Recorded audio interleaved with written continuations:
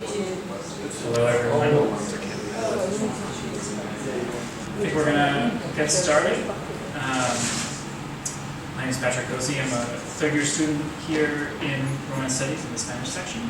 And it's my pleasure to introduce María Josefina Saldaña-Portillo, who's a professor in the Department of Social and Cultural Analysis at NYU. She's published over 20 articles in English and Spanish on topics such as revolutionary subjectivity, colonial and post-colonial studies in the Americas, racial formation and representation in the US and Mexico, Latino literary and cultural production, along with US imperialism in Latin America, and subaltern politics.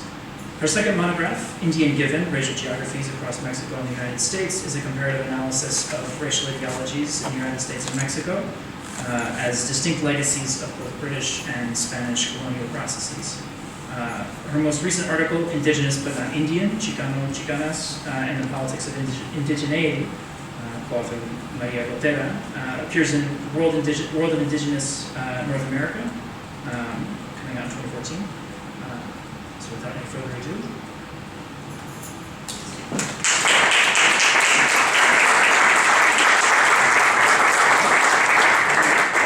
Thank you so much for being here.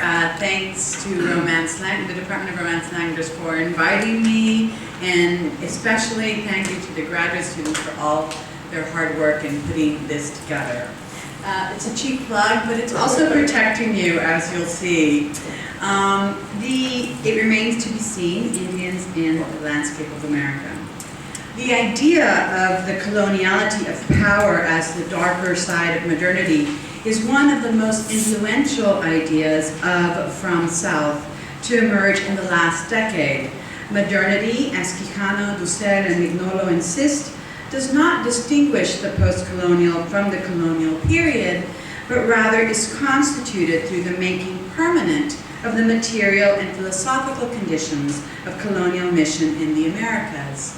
In other words, what presents itself as liberal modernity was not only made possible by the colonial relations of power that developed ideas of sovereignty and humanity out of Europe's encounter with indigenous populations, but the hierarchical relationships of power continue to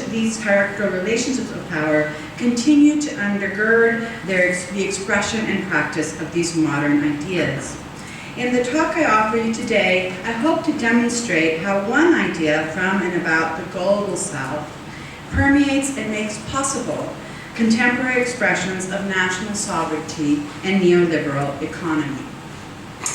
On May 2nd, 2011, Naval SEAL Team 6 killed Osama bin Laden during a raid on his family compound in Abbottabad, Pakistan.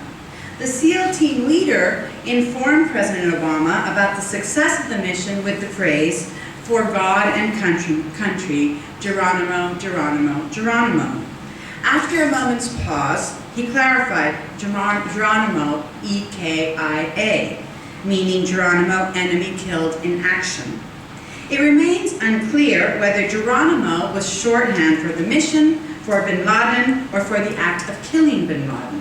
What is clear is that the name Geronimo linked Osama bin Laden's evasion of the US military and intelligence community for almost 10 years at the beginning of the 21st century, with the Apache leader's evasion of US and Mexican militaries for over 10 years at the end of the 19th. Though separated by more than a century of US global warfare, this speech act linking a Christian God to our nation also linked the Muslim and the Native American as terrorists. Osama and Geronimo were savvy and resourceful, perhaps even brave, but ultimately they were linked as terrorists who were beaten in the country's military memory and popular imagination. Just a few days later, on May 9th, 2011, tens of thousands of Mexicans filled Mexico City's Zócalo to welcome the March for Peace with Justice and Dignity, arriving after a 5-day journey on foot from Cuernavaca, Morelos. Those marching were the families and friends of the victims claimed by Mexico's drug war. The peace marchers demanded an end to impunity and justice for their dead, But their chief demand was for President Calderon to bring his policy of war against the cartel leaders to an end, asking instead that he enter into peace negotiations with them to reestablish the country's security. Calderon responded by saying that while he was happy to speak with the good people of the peace movement, he would never enter into negotiations with, quote, esos bárbaros del norte, end quote. Though separated by over a century, Calderon's speech act linked the 21st century Narco with the 19th century Apache and Comanche through historical allusion, as these equestrian tribes were the original Bárbaros del Norte, who had successfully waged war between 1830 and 1870 against the fledgling Mexican state in an effort to expand their own territories. The march was led by Javier Sicilia, a poet and journalist whose 24-year-old son, Juan Francisco, was killed along with 6 friends by a group of sicarios, or hitmen, on March 28th of the same year. These young men were killed because they had unwittingly gotten into a bar fight with the nephews of a sicario who worked for the Pacifico Sur cartel. The nephews appealed to their uncle for revenge, and he obliged. The torture and murder of these upper-crust university students and businessmen brought into cruel relief the truth about Calderon's war on the drug cartels. Of the more than 60,000 dead as a consequence of the war, a significant number were innocent bystanders caught up in the crossfire or swept up in the escalating violence of its perpetrators. 5 years into his presidential term, Calderon's administration had repeatedly portrayed all those killed as members of the cartels or as delinquents whose choice of lifestyle had inevitably led to their death. The participants in the peace movement, carrying placards honoring their dad, made it all too clear that this was not the case. Instead of hardened drug dealers or junkies strung out on coke or pot, the marchers told of students killed on the way to school, working-class people killed on the way to their jobs, indigenous peasants killed for protecting their fields. These two speech acts, separated by only a matter of days, foreground the transnational history of war against the Apache and the Comanche that linked United States and Mexican statecraft. Both countries used wars with and against the equestrian nations, those Indios Bárbaros de la Frontera, to consolidate their own national boundaries. In the early 19th century, the U.S. military enjoined the equestrian nations to raid northern Mexican towns and pueblos for the lucrative trade in horses and captives, thereby preparing the way for the U.S. war of expansion against Mexico at mid-century. In response, the northern states of Durango, Coahuila, Nuevo León, and Sonora formed militias and offered generous bounties for the heads or scalps of Apache and Comanche warriors, paradoxically protecting northern Mexico against some of its original inhabitants. U.S. mercenaries, runaway slaves, and relocated North American Indians joined these posses by the hundreds, often in exchange for Mexican citizenship and land. A dream act of the 19th century, if you will. But so did hundreds of Mexican Indians who were traditional enemies of those groups and who solidified their own enfranchisement into the Mexican nation through these inaugural acts of belonging. Through these posses and scalping policies, the fledgling nation constituted a distinctly multiracial Mexican citizenry against the threatening backdrop of the excluded Indios Bárbaros. Scalping and beheading were an early form of statecraft for both nations, for once the war with Mexico ended, the U.S. and Mexican militaries joined forces against these Indios Bárbaros, finally against Geronimo and his band of Chiricahua Apache, until this last band of the savage tribes resisting U.S. and Mexican governmentality was pacified. The speech acts of the Navy's field to Obama and of Calderon to the national media not only remind us of this transnational complicity between the two nations, they also demonstrate the afterlives of colonialism's Indio Bárbaro, who forever haunts the racial geographies of both nations, and apparently haunted the two panels earlier today. The Indio Bárbaro is the quintessential idea of South. For the United States, but also for Mexico. Even though the Apache and the Comanche operated along Mexico's northern frontier, the idea of the Indio Barbaro propelled the Spanish colonial mission in all of New Spain. It was the Indio Barbaro that the Spanish set out to convert or to conquer in what is today Latin America. Fortuitously for our discussions here today, the idea of South, which I contend still animates US and Mexican relations and national meaning-making, this idea of South, actually links South and East, as the Indio is a geographical conflation, a misnomer, naming New World inhabitants not simply after India, but in the old image of the Orient, replete with riches and infidels. And indeed, although the genealogy of the Indio Barbaro, and particularly of the Barbaro del Norte, can be traced to the specific geography of what is today the Southwest, as a concept metaphor for a foreign agent threatening God and country, it has traveled far afield from this original or historical home. Heterotemporal and multispatial, the Indio Barbaro Savage Apache has migrated to the present-day Middle East, to central Mexico and beyond, signaling again and again a threat to the very heart of the nation and presaging a need for ever greater militarization in the 21st century. Indeed, these speech acts conjoin the Muslim terrorists and the narco-terrorists in the national imagination of both countries as dangers that once again require the joint action of the US and Mexican militaries to keep the borders of both nations safe. I suggest that a racial unconscious expresses itself in the contemporary iterations of these conjoined boogeymen, who together putatively threaten the free and democratic nations.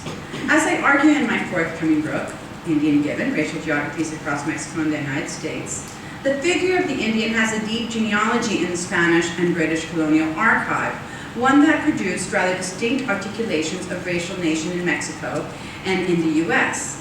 Indian Given analyzes constitutive moments in the colonial and national history from the period of 1550 to 2014 to demonstrate how indigenous identities came to mean such different things in the United States and in Mexico. When 1 century, this just isn't enough. While contemporary racial geographies of Mexico and the US vary significantly today, particularly with regard to the representation of indigenous peoples, I nevertheless demonstrate in Indian Given that during the height of liberal nation building, both countries were complicit in producing the Indio Barbaro of the borderlands. These nations, first separately and then together, contrived the figure of the Indio Barbaro from their colonial records for the purposes of solidifying their imperial nationalisms in the 19th century. Though the US won the expansionist battle over Mexico, both nations triumphed over the original inhabitants of the region.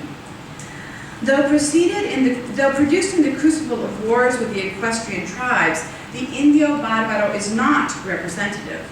The Indio Barbaro is not a reflection of actual Apache or Comanche involved in these wars of expansion.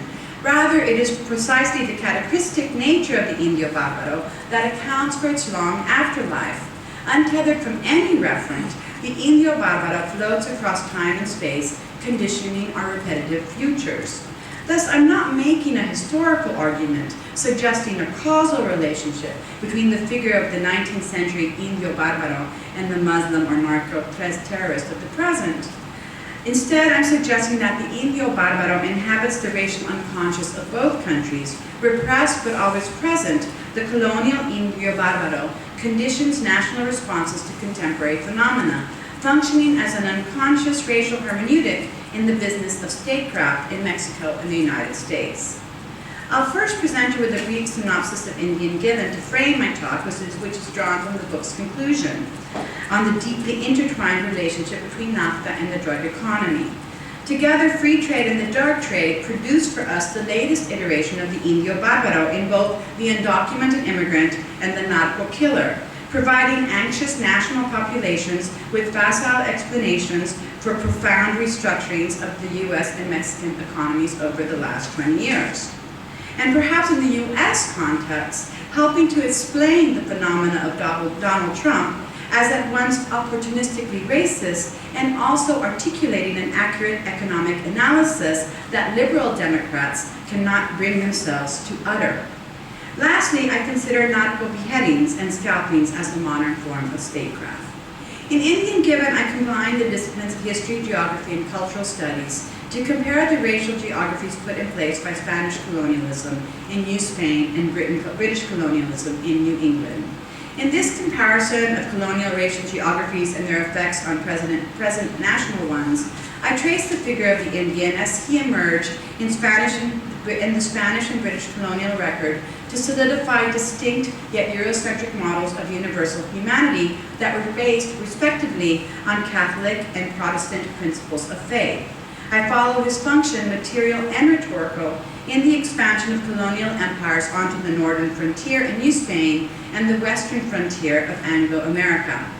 I consider his centrality not only in the consolidation of Mexican and U.S. national imaginaries, but also his actual participation in wars over national boundaries in the mid to late 19th century. I then follow the figure's progress into the 20th century, from 20th century revolutionary mestizaje in Mexico and Jim Crow segregation in the U.S., through the late 20th century promulgation of NAFTA, the North American Free Trade Agreement, with its proliferation of capital, immigrants, and narco economies. In my comparative analysis of racial geographies, I toggle back and forth among the historical role played by particular Indian groups, like the Apache, the Comanche, and the Pueblo, the philosophical role played by the figure of the Indian as a category for Catholic and Protestant Enlightenment humanisms, and the tropological role played by the figure of the Indian in facilitating the geographical formation of European and American imperial nationalisms. In other words, my argument is concerned with how indigenous peoples and representations of indigenous peoples combine to construct the maps of the US and Mexico and the racial landscapes of the border region. Thus, my use of geography is not merely metaphorical. Rather, using Henry Lefebvre's theory of space, theory of the production of space, I argue that the geographies of Mexico and the US have been rendered as racial cartographies through the spatial representations of Indians in landscape and the practice of white settlement. US and Mexican racial geographies were produced as much through the representation of indigenous presence in colonial documents of possession, through the emplotment of Indians within maps of conquest, as through their careful placement and displacement from the physical landscapes of national unification. Too often the story of European colonization of America is narrated as a genocidal pillaging and removal of the Indian from the scene of empire and then of nation. Instead, I trace how the presence of the Indian was actually required for both Spanish and British conquest, as either the subject of Christian conversion or the bearer of the means to secular freedom. Indians facilitated the mapping of colonial expansion, of the conquering of territory, and subsequently of the consolidation of national borders of space and citizenship. British and Spanish colonists perceived the landscape as racialized space in a visceral sense, as teeming with Indians, as either filled with the ready recipients of Christian faith in New Spain, or with the ready merchants of sovereign property in New England. Accordingly, Mexico and the United States built national spaces in line with these racial geographies. In each chapter, I pair a colonial document with a post-colonial literary or filmic text to show the resonances. NAFTA and narcos. Narco and Muslim terrorists are regularly brought together by government officials to justify defense budgets on the basis of their joint threat. But it is the figure of the Indio Barbaro that ultimately enables the threat to cohere. State Department and Pentagon officials, for example, routinely testify before Congress that drug trafficking threatens U.S. national security because profits could potentially fund jihadist terrorist organizations. This connection might strike some in the room as improbable, given that Latin American drug lords are notorious for their conservative Christian devotion. Nonetheless, this line of argument predates 9/11, as both Reagan and Clinton signed executive orders that strengthened joint anti-drug and anti-terrorist enforcement. The United States has spent over $1 trillion on the war on drugs in Latin America alone since the 1970s, with over $20 billion spent in the last decade. Military and police aid to Latin America peaked at $1.6 billion in 2010, with Mexico receiving over $500 million as the top aid recipient that year. While U.S. military and police aid to the region has declined over the last 5 years due to tightening budgets, even today, Latin America receives more yearly military and police aid than it did in any given year during the Cold War period with its multiple dirty wars. At any given moment, we have more than 4,000 U.S. military on the ground in Latin America, as well as additional agents from 10 other law enforcement agencies. Like the Pentagon and the State Department, Homeland Security argues for increased budgets in order to protect the United States from jihadi terrorists who might mix themselves among the undocumented immigrants crossing the southern border. For this reason, Homeland Security absorbed the Border Patrol Agency, transforming it in the process.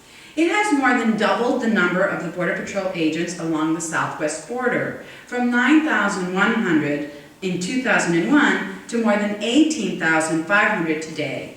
Moreover, Homeland Security has also militarized the border with advanced weaponry and surveillance technology, as surplus military equipment developed for the wars in Iraq and Afghanistan fights its way to the U.S.-Mexico border after its use in those wars. An unarmed aircraft system of drones, for example, now patrols the 2,000-mile southern U.S. border at all times. By way of contrast, the Border Patrol has only 2,200 agents patrolling the more than 5,500 miles of the Canadian border, and drones survey less than 1,000 of those miles, even though this is the border that 9/11 terrorists reached and where jihadis have been apprehended since. The Border Patrol has yet to capture a single jihadist crossing into the U.S. from Mexico.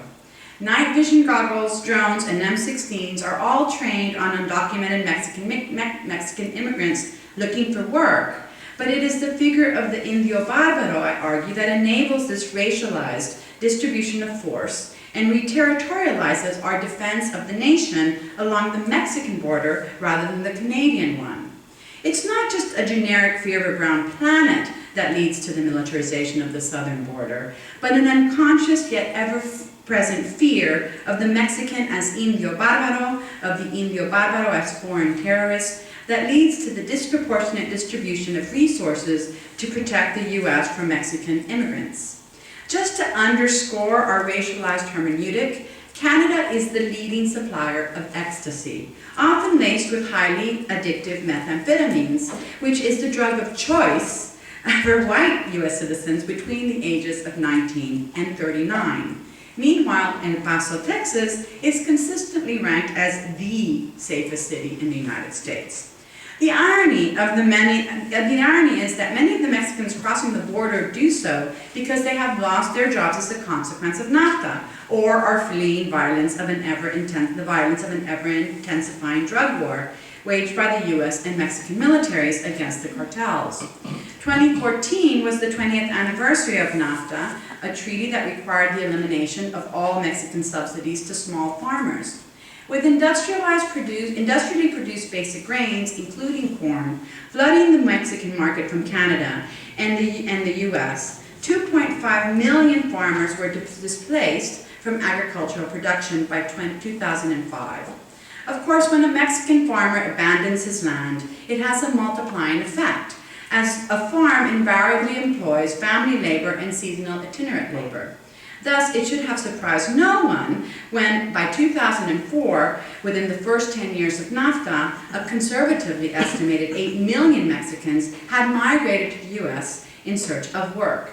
96.2% of Mexican municipalities have sent immigrants to the United States. An increasing percentage of this migration is indigenous, and thus farms in the Hudson Valley employ entire communities of indigenous people from Chiapas, who in some cases work in conditions of debt peonage and indentured servitude. But peasants are not alone, as Mexicans are also abandoning the urban centers because of Mexico's deindustrialization. NAFTA has created jobs, of course, over 500,000 in the maquiladora industry.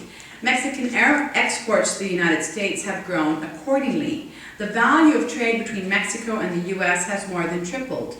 U.S. exports to Mexico increased from $41 billion in 1993 to $226 billion in 2013, an increase of 444%. Mexican exports to the U.S., meanwhile, increased from $40 billion in 1993 to $280 billion in 2013, an increase of 600%. Indeed, the U.S. is currently running an import-export deficit with Mexico, causing U.S. labor unions quite a bit of distress. While this should bode well for Mexico, when one looks more carefully at these statistics, a different picture emerges. Though it is true that Mexico is exporting more value-added goods to the United States, this does not imply an intensification or extension of industrialization in Mexico. Rather, it's having the opposite effect. Most of the value added to Mexican exports isn't added in the country of Mexico, as maquilas perform the very last step in the production process, assembling inputs produced in other countries into the final product to be shipped to the United States. Mexican maquilas add but a tiny percentage of the value added to the commodity. Thus, the figures accounting for Mexico's increase in value-added exports disguises the fact that the majority of the value added is accrued outside of Mexico and leaves very little profit in the form of taxes in the country. But it is the flood of imports in consumer durables from the US and Canada that is destroying Mexico's domestic industry. Of course, domestic is a quaint term in our neoliberal present, but 25% of Mexico's domestic industries have shut their factory doors because they simply cannot compete with goods that are produced transnationally under flexible production schemes at rock-bottom prices. The Walmart effect. While these kinds of factories close, it is particularly devastating on the economy because their supply and distribution chains are entirely domestic, that is, composed of Mexican capital and inputs, employing domestic labor at every stage of the production process. Domestic industry absorbs skilled labor and produces domestic technological innovation. These factory closings help explain why it is that an increasingly well-educated population is migrating from Mexico to the United States. Before NAFTA, roughly 30% of immigrants had completed high school. Today, that figure is up to 40%. A brain drain, if you will, in skilled labor. Increased foreign direct investment has also made it significantly easier to launder money.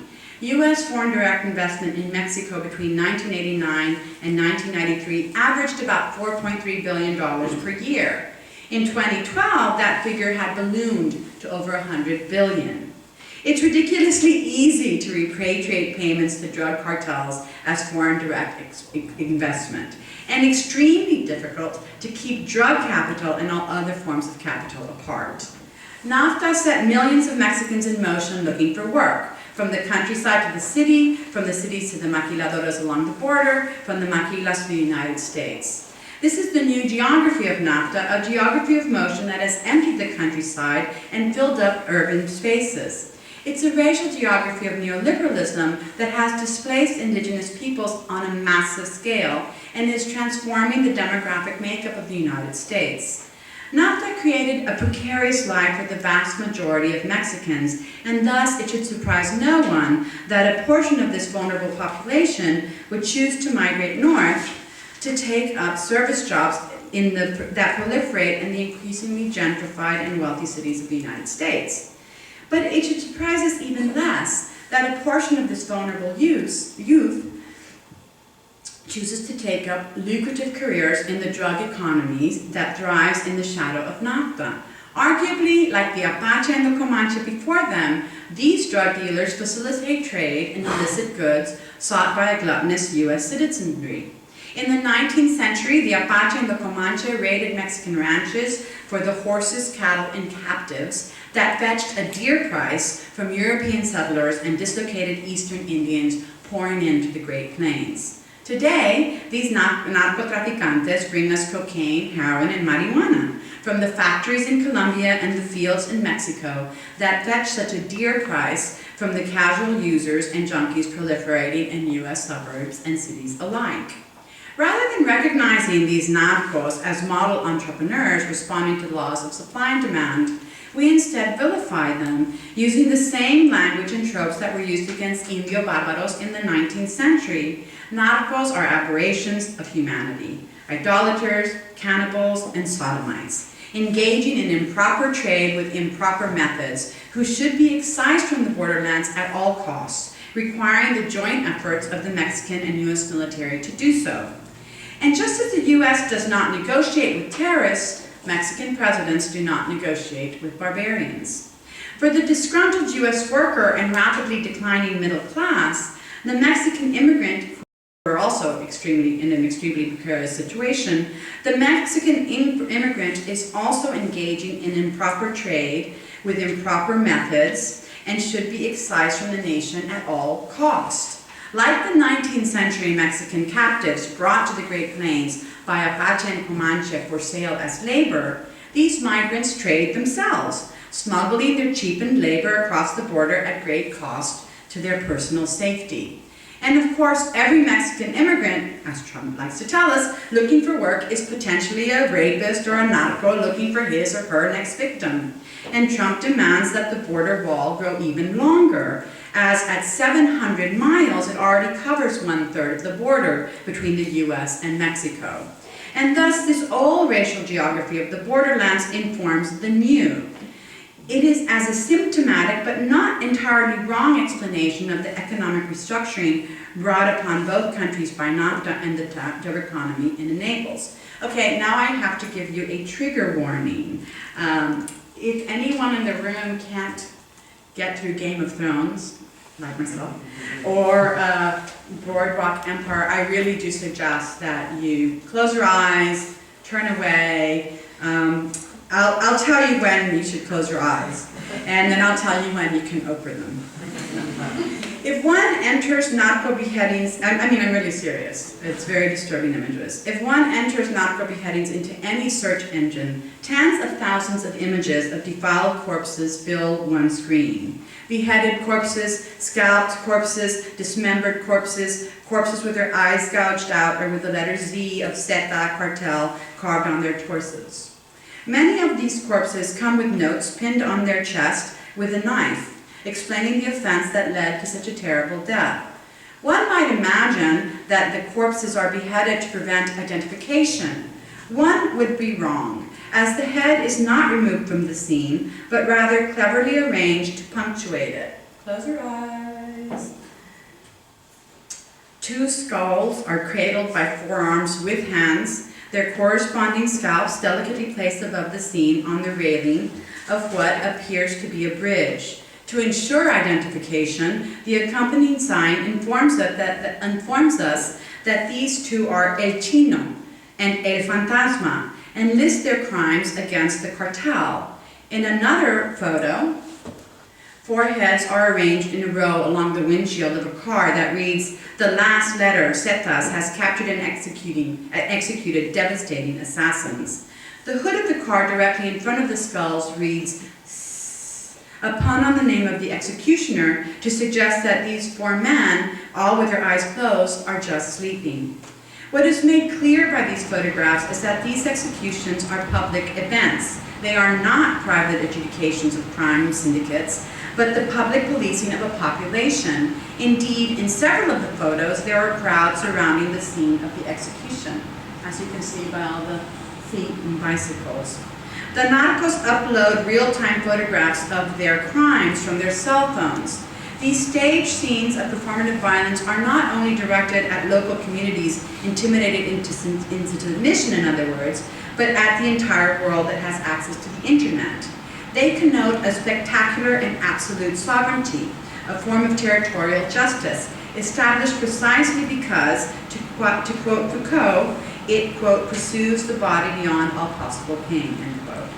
These narrative scenes set the parameters in script, in blood, and in body parts of what happens to you should you violate narco law. Thus, this kind of death is not limited to cartel cadre, but illustrative of a general, if unwritten code of behavior that must be followed by everyone within cartel territory. For example, 7 men are arranged in a semicircle on the main rotary in Uruapan, Michoacan. They sit on plastic chairs, their eyes covered, their bodies showing no visible signs of torture, a merciful death. Attached to several of the corpses' chests with knives are posters that read, "Warning, this will happen to all of those assailant petty thieves of cars, houses, and temporary housing, as well as to kidnappers, rapists, and extortionists." The cartels claim exclusive power to inflict violence as just punishment, prohibiting others from the actions that are their sole purview. Another performative scene establishes the parameters of permissible speech within the realm. In September of 2011, a group of 3 social media activists were killed in Nuevo Laredo, Tamaulipas, for reporting on SETA violence in the city. With over 80 journalists killed or disappeared during the Calderon presidency, Nuevo Laredo journalists had understandably stopped reporting on cartel activities. Filling the void were 3 young bloggers, including La Nena de Laredo, María Elizabeth Macias, who informed the public on where shootings were transpiring, who was targeted and why, how to avoid checkpoints, etc. 2 were strung up from a pedestrian bridge in Nuevo Laredo, one disemboweled and hogtied, the other's arms almost severed and hung from his feet. The most spectacular assassination was observed for Macias, who was suspected of providing information to the Attorney General and the Mexican military. La Nena's decapitated body was found in Nuevo Laredo's Zócalo, undressed to show the skin on her back had been flayed, and to suggest that she may have been raped. Her head was mounted on a large spherical sculpture in the plaza. Her keyboard was arranged to hang around what would have been her neck, and the mouse was placed in her mouth. The poster accompanying her body read, "Okay, Nuevo Laredo, live and on social networks. I'm the Laredo girl, and I am here because of my post and yours. For those of you who did not want to believe, this happened to me because of my actions, because I trusted Sedena and Marina," the Attorney General. "Thank you for your attention. Attentively yours, Laredo girl." Macias' courageous voice was silenced when the Zetas assassinated her, as is emblemized by the mouse shoved in her mouth. Yet the Zetas usurp her speech when they write the attached note in the first person, ventriloquizing her voice to articulate their law, their punishment, pursuing her body beyond the point of death. She speaks in blood and in print on their behalf to silence the future political speech of others. After seeing these images of nautical violence, it's easy to see perpetrators. Hold on, I'm just gonna relieve you of that image. That's a die-in, it's not actual. After seeing these images of nautical violence, it's easy to see the perpetrators as barbarians. It's easy to say, "Que bárbaros." It's even easier to avert your eyes, to turn away, to refuse you to see. And yet these scenes of violence are staged in zócalos and plazas, demanding that bystanders look and absorb the power the scenes convey. These spectacular public displays are a modern form of statecraft. They are modes of taking possession of the sovereignty of the state in a Foucauldian sense. The perpetrators of this violence make it clear that the capos decide who dies and how they die, but also who lives and how they should live. Most importantly, they make it clear that the cartel's control is exclusive, that as no official state police, army, or judicial system may deter them or save you. They are the law. Just in case we are tempted to say that this kind of violence is proof positive, that Mexico has become ungovernable, let us remember the event from last year when 43 students of the Raúl Isidro Rural Teachers College of Ayotzinapa, Guerrero, were disappeared and probably killed for their political protesting. Ayotzinapa is a college reserved for the children of peasants who are trained as primary, secondary, and high school teachers so that they may then teach in their rural areas. The students were protesting tuition hikes at the college, a tradition for Mexican university students who are accustomed to free education. The students were also demanding guaranteed employment after graduation, as budget cuts have severely cut back the positions available for teachers in rural schools. Given the devastation of small farming in Mexico, these teachers' colleges arguably provided one of the only remaining legal avenues of alternative employment for the children of farmers. Evidently, the town mayor did not like that the students were flying in the face of neoliberal restructuring and demanding that the state provide employment and education. Or perhaps he did not like the fact that alternate employment threatened the pool of labor reserved for the drug economy from which he directly benefited. Whatever the case may be, he ordered the local police to arrest the students and hand them over to the cartel, and the police obeyed. The leader of the local cartel, the Guerreros Unidos, ordered the students' death, either because he mistook them for a rival gang, or, as is more likely, he too objected to the students' political speech. I bring this case to our attention not to demonstrate the lawlessness of Mexico, but rather to underscore its lawfulness. The collusion of the state, the party, and the cartel in the orchestration of this mass murder is a form of government. At every stage of this event, decisions were made and actions were coordinated between the three entities. The drug economy not only provides new modes of economic production, but also new sovereignties of power expressed through the extra economic forms of compulsion emblemized by torture, killing, and defilement. It's a feudalistic system of absolute sovereign power when the local lord, the mayor, genuflects before the king, the cartel capo, to ask his favor, and where it is the king, the capo, who ultimately distributes justice and decides the fate of his unruly subjects. The cartel leader is judge, jury, and executioner, the absolute power, while the police and the sicarios are but lowly knaves or knights who carry out the orders of their superior, pursuing the bodies of their victims beyond the point of death with the mark of the sovereign, the gouged eye, the flayed skin, lest they themselves fall out of favor and suffer the same fate. The deaths of these 43 students make evident that political power and economic power are still one in Mexico, only now the primary source of power is the drug economy with its ritualized forms of violence that are also a form of statecraft. The arbitrariness of the violence is part of the ritual. It is a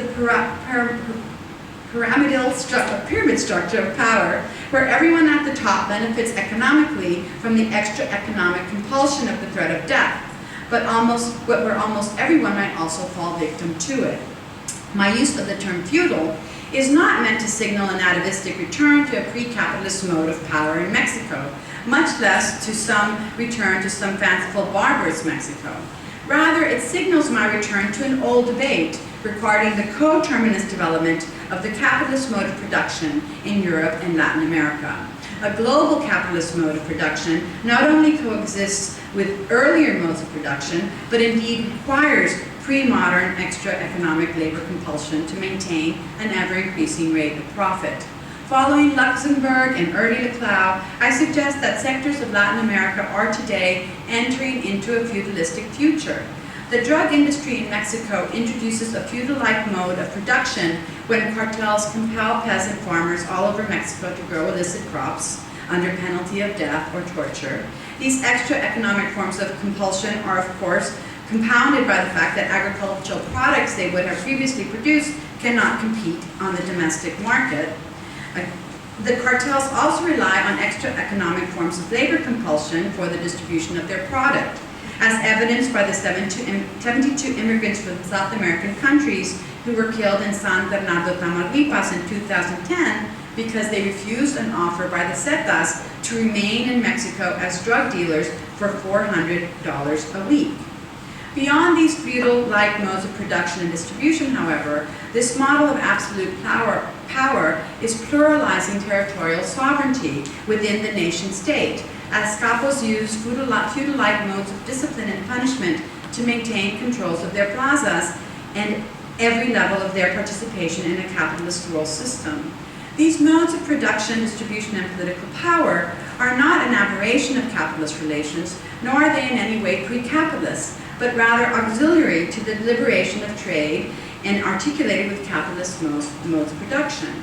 After all, the labor force for the drug economy is drawn from the unemployed and underemployed labor reserve created by neoliberal reform, and the cartels in turn help to maintain the discipline and control of those lucky few who have attained full employment in the legal economic sector. That this is feudal-like or feudal-lite is anything but pre-modern is underscored by the fact that it was the 19th century state governments of Durango, Sonora, Coahuila, and Chihuahua that established beheading and scalping as a form of modern statecraft. a mode of statecraft similarly employed by the U.S. military in its Indian wars. Towns in these states regularly held parades to welcome returning bounty hunters who prominently displayed the scalps, heads, and regalia of their dead as they processed through the town. Then and now, these performative methods have been integral to the establishment of modern forms of sovereignty. Tortured bodies produce the state as the mediating signs of national sovereignty. The massive demonstrations and social movement begun by Mexicans in the aftermath of the killing of Jose Cecilia's son and of the Ayotzinapa's 43 students is a tribute to the truly democratic nature of Mexico's civil society, a civil society determined to wrest control of the state away from the trilogy of the party, the state, and the cartel. In 2012, Cecilia and the peace movement that quickly sprang up around his deeply personal but broadly representative loss embarked on a 6,000-mile caravan for peace with justice and dignity across the United States, bringing attention to their cause and to the need for a negotiated solution to the drug war. The caravan, made up entirely of families of those killed and disappeared by the drug war, stopped at significant locations for the functioning of the drug economy and the execution of the war. They visited all the major border cities where Mexican imports, including drugs, cross into the United States: San Diego, Nogales, El Paso, Laredo. They visited the south side of Chicago to meet with families of those incarcerated for drug-related crimes. They destroyed guns in a Houston parking lot outside of a gun shop to underscore the devastating effect of U.S. manufactured arms that are smuggled into Mexico, as Mexico itself produces no guns at all, not a one. They met with congressional leaders, of course, but they did not listen. The most moving stop they made was at Fort Benning, the new home of the School of the Americas. The caravanners staged a die-in in front of the school, reminding the U.S. taxpayer that the Mexican military who today carry out the drug war are trained and armed by the U.S. military. It's not simply that the Mexican military accidentally kills innocent bystanders in persecuting drug lords and their underlings, although there is an inordinate amount of collateral damage at the hands of the military. It is that the Mexican military, trained by the U.S. in the most advanced killing and counterinsurgency techniques, often switches sides in the drug war, lured by the large sums of easy money. Indeed, the most notorious drug cartel of them all, as you know, Los Zetas, were originally an army battalion of Mexican special forces trained by the U.S. at the School of the Americas in counterinsurgency tactics and drug interdiction. They initially defected to work for the Gulf Cartel in the 1990s. During Calderon's drug war, in response to a power vacuum created by the successful arrest and extradition of the leaders of the Gulf Cartel, the Zetas branched out on their own. They are the largest cartel now, employing the most brutal tactics, having introduced the practices of beheading and scalping as a form of terror and intimidation. But, as the peace activists remind us, asesinos no nacen, se hacen, aquí. Assassins aren't born, they are made here. Narcos are made, not born, out of the economic and political conjunction of free trade and the drug trade, and from the Indio Barbaro as an idea of self. Thank you.